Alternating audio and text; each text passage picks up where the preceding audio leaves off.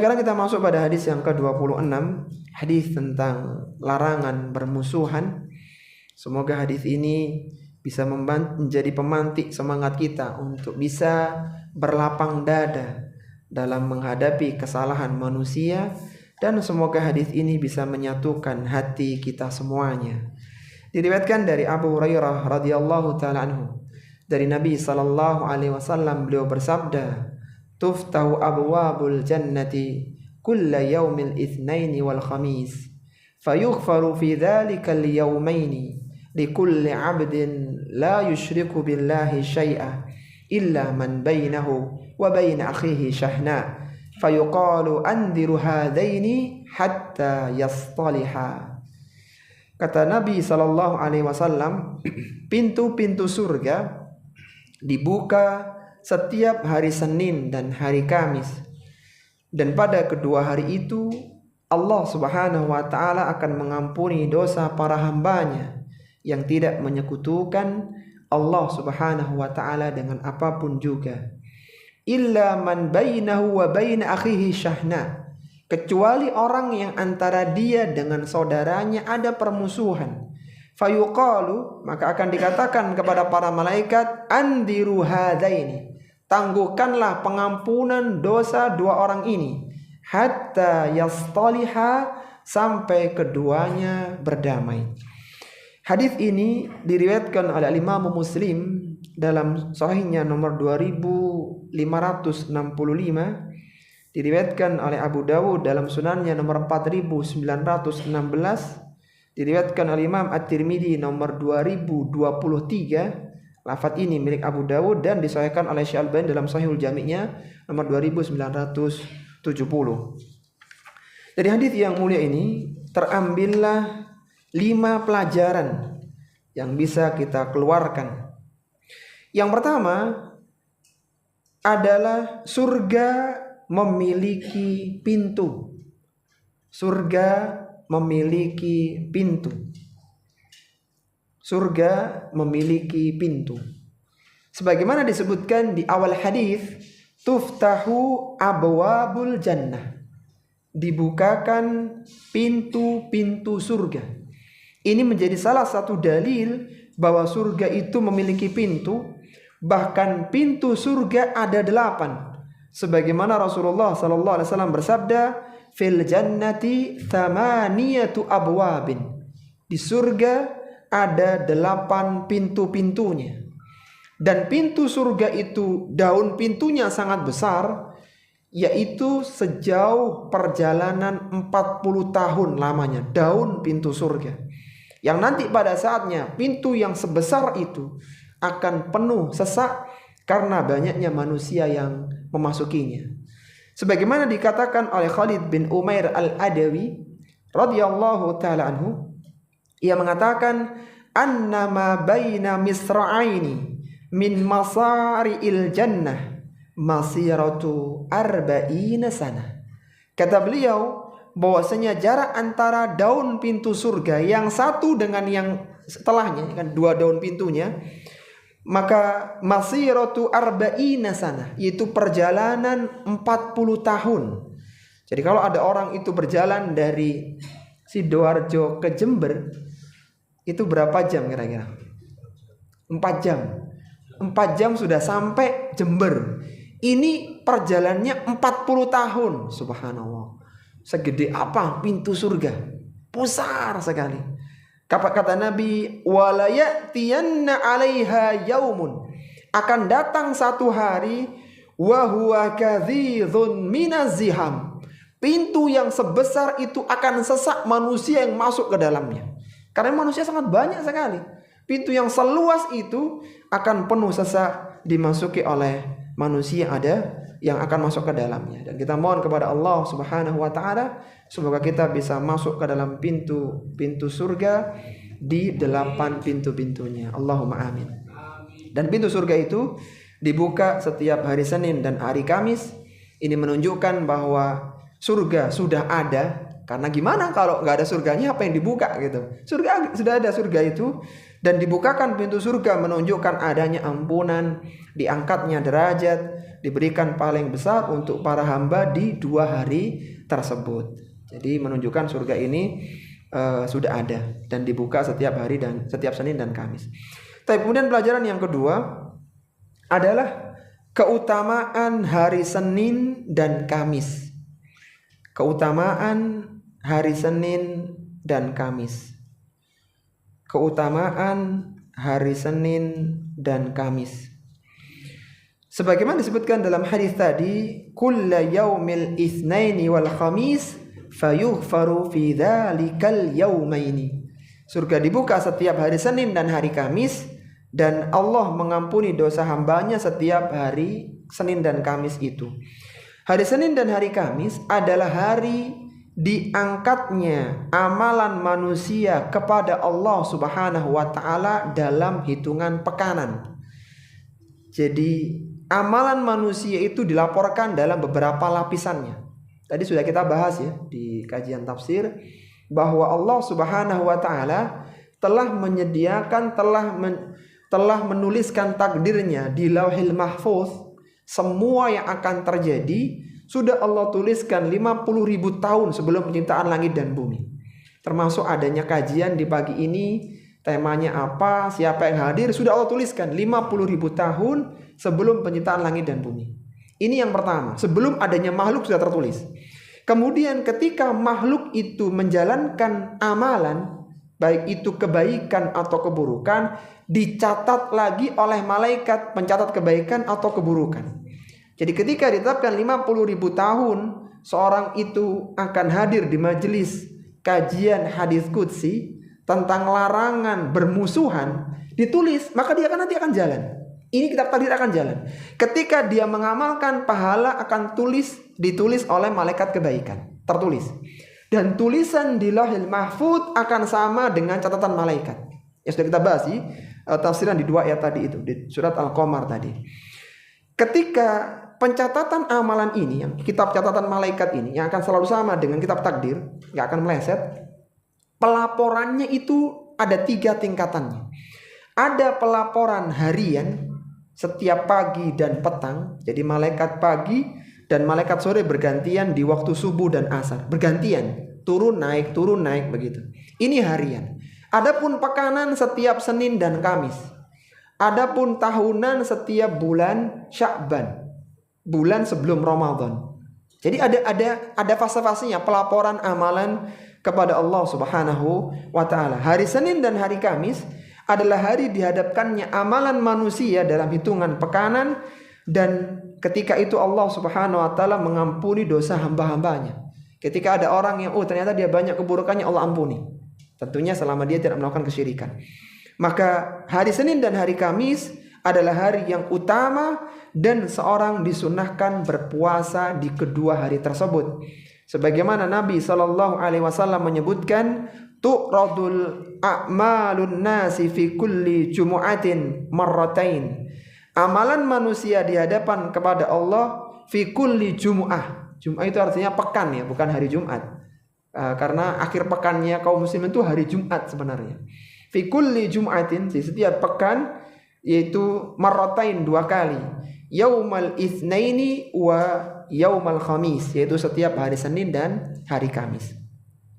Dalam riwayat yang lainnya disebutkan, anna Nabiy sallallahu alaihi wasallam kana yasumul itsnaini wal khamis.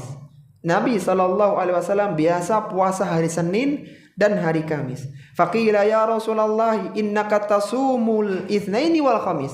Wahai Rasulullah sallallahu alaihi wasallam, engkau biasa puasa Senin dan Kamis. Faqala, maka beliau mengatakan, apa hikmahnya?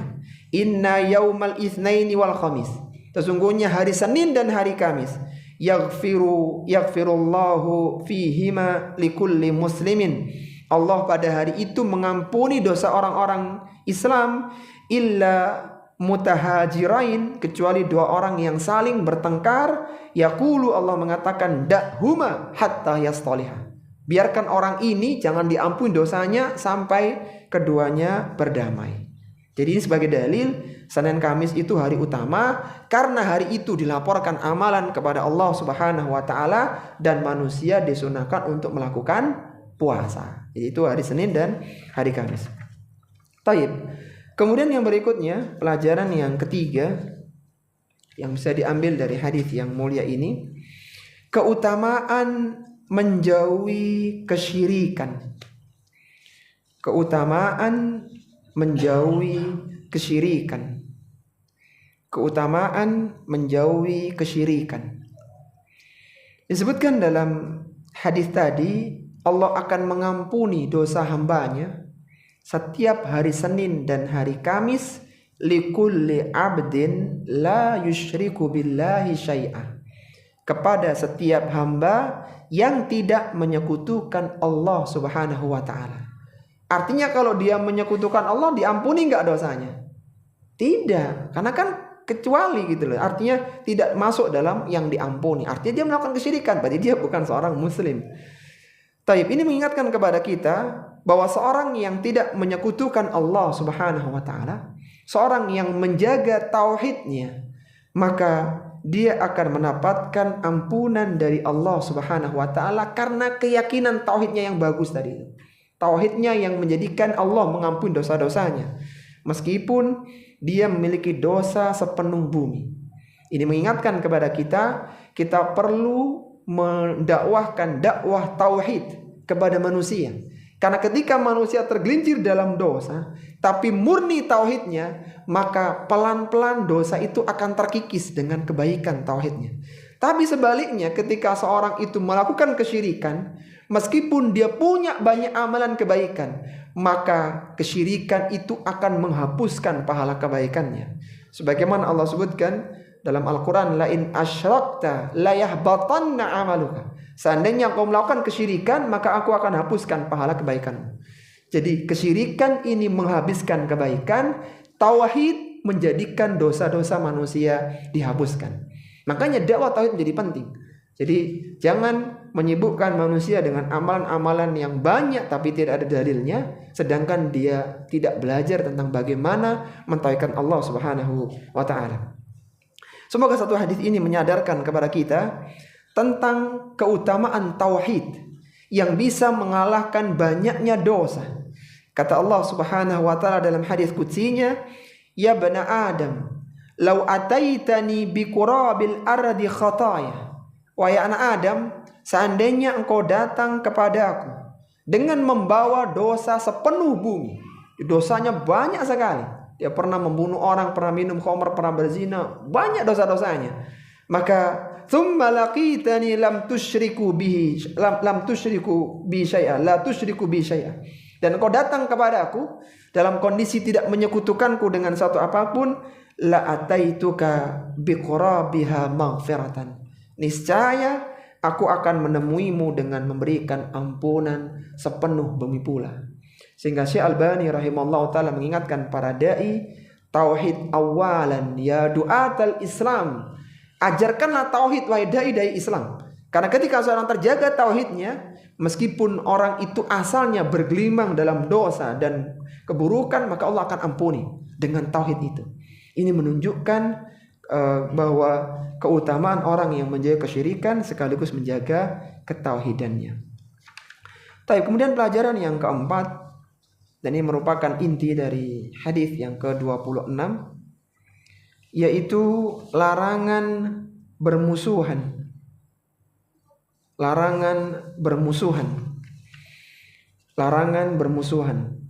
Karena seorang yang bermusuhan, maka dia tidak mendapatkan keutamaan yang disebutkan dalam hadis ini. Disebutkan dalam hadis tadi, illa man bainahu wa baina akhihi syahna, kecuali orang yang bermusuhan dengan saudaranya. Jadi kalau ada orang yang melakukan kesyirikan, maka Allah tidak ampuni dosanya.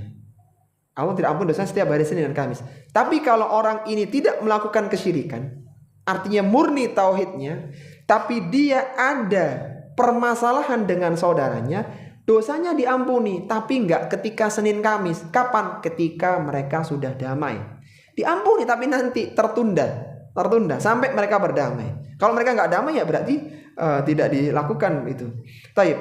Jadi disebutkan dalam hadis ini, illa man bainahu wa baina akhihi syahna, kecuali orang yang ada permusuhan antara dia dengan saudaranya. Ingat, bainahu wa bain akhihi, antara dia dengan saudaranya. Artinya dia punya masalah dengan sesama kaum muslimin. Permusuhan itu akan merusak persaudaraan. Permusuhan akan melahirkan kebencian. Sehingga hendaknya seorang muslim itu tidak suka bermusuhan dengan orang. Karena ketika dia bermusuhan, maka Allah Subhanahu wa taala akan menunda pengampunan dosanya. Sehingga tidak dihalalkan bagi seorang muslim mendiamkan saudaranya lebih dari 3 hari. Dia punya masalah dalam urusan perdagangan, bisnis, kemudian dia tidak nyapa dengan saudaranya 3 hari, maka ini diancam dengan neraka kalau dia meninggal dunia. Sebagaimana Rasulullah sallallahu alaihi wasallam bersabda, la yahillu li muslimin an yahjura akhahu fawqa thalathin. Tidak halal, la yahillu li muslimin, tidak halal bagi seorang muslim. Ketika dikatakan tidak halal berarti hukumnya apa? Haram, hukumnya haram. Diharamkan bagi seorang muslim an yahjura akhahu fawqa thalathin, yang dia menghajar, yang dia mendiamkan saudaranya fawqa thalath, lebih dari 3 hari. Faman hajara fawqa thalathin, barang siapa yang menghajar lebih dari 3 hari, masuk hari yang keempat, famata, kemudian dia meninggal di hari yang keempat itu, dakhalan nar, maka dia diancam dengan neraka. Artinya seorang ini tidak boleh bermusuhan, karena orang itu kalau menghajar pasti ada masalah ya. Kan gak mungkin gak ada masalah, gak ada angin, gak ada hujan, kemudian gak nyapa gitu. Pasti ada masalah, pasti ada permusuhan antara mereka berdua. Nah ini boleh, tapi gak lebih dari 3 hari. Mungkin orang lagi kecewa ya dengan ucapan dia, dan semisal bolehlah, tapi 3 hari harus damai. Sudah, lupakan permasalahan itu. Karena ketika seorang tidak berdamai, maka dia ditangguhkan pengampunannya oleh Allah Subhanahu wa ta'ala. Taib, itu tentang larangan bermusuhan di poin yang keempat. Baik, sebelum yang terakhir ya, tentang anjuran segera berdamai, kita ulang dulu lah supaya tidak terlupakan. Ada 4 pelajaran yang sudah dibahas di hadis yang ke-26. Apa tadi pelajaran pertama? Surga memiliki pintu, Masya Allah. Yang kedua, keutamaan hari Senin dan Kamis. Yang ketiga, keutamaan menjauhi kesyirikan. Yang keempat, larangan permusuhan. Sekarang yang terakhir, anjuran untuk segera berdamai. Anjuran untuk segera berdamai. Anjuran untuk segera berdamai. Disebutkan di akhir hadis tadi, fayuqalu, Allah mengatakan kepada malaikat, anziru hadaini hatta yastaliha. Tangguhkanlah pengampunan 2 orang ini yang sedang musuhan ini, hatta yastaliha, sampai keduanya berdamai. Orang yang mendapatkan ampunan adalah orang yang baik dalam tauhidnya, dan dia menjauhi kesyirikan, ya otomatis ya, dia menjaga diri dari kesyirikan, dan dia pun baik dalam berinteraksi dengan sesama kaum muslimin dengan tidak memusuhi mereka. Jadi syarat yang mendapatkan ampunan langsung itu tidak melakukan kesyirikan dan tidak punya masalah dengan saudaranya. Kalau dia melakukan kesyirikan, Allah nggak ampuni dosanya. Kalau dia tidak melakukan kesyirikan tapi punya masalah, Allah ampuni tapi nanti kalau sudah berdamai. Masalahnya, siapa yang jamin dia masih hidup? Jangan-jangan ditunda kemudian meninggal dunia. Jadinya jadi dosa yang tersimpan. Ketika ada 2 orang muslim yang saling bermusuhan, dia punya masalah, mereka bermusuhan, maka keduanya terhalang mendapatkan ampunan Allah Subhanahu wa ta'ala. Tertunda sampai kapan? Sampai berdamai, sampai mereka mau akur lagi. Jika salah satunya berusaha untuk berdamai dan yang lainnya tidak, dia tidak mau menerima, maka orang yang berusaha berdamai akan mendapatkan ampunan. Yang gak mau maafkan itu urusan dia. Jadi kan kadang yang satu karena sudah paham ilmunya ya, pernah ngaji hadis ke-26 ini misalnya begitu, dia tahu ilmunya, udahlah apa untungnya gitu, udah minta maaf aja. Tapi yang satu karena dia belum ikut kajian mungkin, jadi dia nggak mau maafkan. Maka yang ingin mengislah ini dia mendapatkan ampunan, selesai. Adapun dia nggak nerima, itu urusan dia dengan Allah Subhanahu wa ta'ala. Dan seorang muslim hendaknya dia bersabar dalam berinteraksi dengan manusia. Jadi jangan terlalu baper dengan ucapan perbuatan orang. Kita lupakan ya, belajar melupakan, mengabaikan, syukur-syukur bisa memaafkan. Sebagaimana Allah berfirman, wasbir ala ma yaqulun wahjurhum hajran jamila. Bersabarlah terhadap ucapan mereka. Kadang ucapannya ini menyakitkan. Kalau zaman sekarang kadang chatnya itu nggak menyenangkan gitu ya, ada tanda seru, udah gitu dibol semuanya gitu, di garis bawah. Jadi kadang orang tersinggung gitu. Maka bersabar, wahjurhum hajaran jamila, dan tinggalkanlah mereka dengan cara yang baik. Ketika ada seorang muslim yang dia memaafkan kesalahan orang lainnya, dia berusaha untuk melupakan, mengabaikan, udah habis, nggak terlalu dipikir begitu, maka orang yang memiliki sifat pemaafan akan meningkatkan kemuliaan. Jadi memaafkan itu bukan kehinaan, tapi memaafkan itu adalah sebuah kemuliaan. Kata Nabi sallallahu alaihi wasallam, "Ma zadallahu 'abdan bi'afwin illa izzan." Tidaklah Allah menambah sifat maaf pada diri seseorang kecuali akan menambah kemuliaannya. Wa ma tawadha'a ahadun lillah illa rafa'ahu Allah. Dan tidaklah ada seorang yang tawadhu, merendahkan hatinya karena Allah Subhanahu wa taala, kecuali Allah akan mengangkat derajatnya. Rasulullah sallallahu alaihi wasallam itu sering diganggu dalam dakwahnya, bahkan beliau dilempari batu oleh Abu Lahab, dipasang duri oleh Ummu Jamil, dan berbagai gangguan dari kaum di Taif dilempari batu. Ketika beliau menjadi penguasa di Makkah, ketika Fathu Makkah tahun 8 Hijriah di bulan Ramadan, maka Rasul mengatakan apa? Idhabu fa antumul tulaqa. Pergilah kalian semua merdeka, enggak ada yang dibalas. Jadi enggak, ketika beliau jadi seorang pimpinan, ini dulu pernah lempari batu aku tak balas, enggak, dilupakan, selesai. Jadi beliau punya lapang dada, dan dengan itu maka akhirnya derajat beliau semakin meningkat. Ini adalah orang yang mulia, memang orang yang baik seperti ini. Ketika di atas tidak menindas, tidak melakukan pembalasan. Jadi memberikan pemaafan semakin menambah kemuliaan. Dan seorang yang memberikan pemaafan kepada saudaranya, maka dia akan mendapatkan pahala yang besar dari Allah Subhanahu wa taala. Semoga satu ayat yang akan kita bacakan menjadikan kita semakin pandai dalam melupakan dan memaafkan kesalahan orang. Kata Allah Subhanahu wa taala, "Faman 'afa wa aslaha fa ajruhu 'ala Allah." Barang siapa yang memaafkan dan dia berbuat islah, udahlah daripada ribut ya, mendingan kita perbaiki gitu. Dia islah, intinya kebaikan. Fa ajruhu 'ala Allah, maka dia mendapatkan pahala dari Allah Subhanahu wa taala. Kadang memang memaafkan itu berat ya. Apalagi perbuatannya sangat dolim kepada kita, enaknya tuh balas gitu, enaknya. Tapi ketika ingat ini, subhanallah, faman afa wa aslaha, barang siapa yang dia memaafkan, dia melupakan, dan dia islah, udah ayo kita jalan di atas kebaikan. Fa ajruhu 'ala Allah, maka Allah yang berikan pahala yang besar untuk dia. Sakit hatinya ditukar dengan pahala yang sangat besar yang berlipat ganda. Innahu la yuhibbuz zalimin. Ketahuilah bahwa sungguhnya Allah tidak suka dengan orang-orang yang berbuat zalim. Biasanya orang itu kalau sudah kecewa, dia itu ingin balas yang lebih gitu ya. Misalnya diambil barang yang dia butuhkan, ketika bisa membalas itu ngambil 2 kali lipat gitu. Maka Allah mengatakan innahu la yuhibbuz zalimin. Allah nggak suka orang yang zalim. Andai kata mau balas, iya, 1 ambil 1. Tapi seandainya mau maafkan, maka itu keutamaan yang sangat besar. Jadi seorang muslim hendaknya dia berusaha untuk melupakan dan memaafkan kesalahan orang. Jika seorang muslim terlibat permusuhan dengan muslim yang lainnya, namanya juga berinteraksi ya, kadang sudah berusaha baik tapi tetap aja begitu, maka hendaknya dia segera berdamai sebelum 3 hari, dan orang yang terbaik dari keduanya yang segera mendahului dalam mengucapkan salam. Jadi bentuk damainya itu dengan menyampaikan salam. Kata Nabi sallallahu alaihi wasallam, la yahillu li muslimin an yahjura akhahu fawqa 3 layalin. Tidak halal bagi seorang muslim yang dia mendiamkan saudaranya lebih dari 3 hari 3 malam.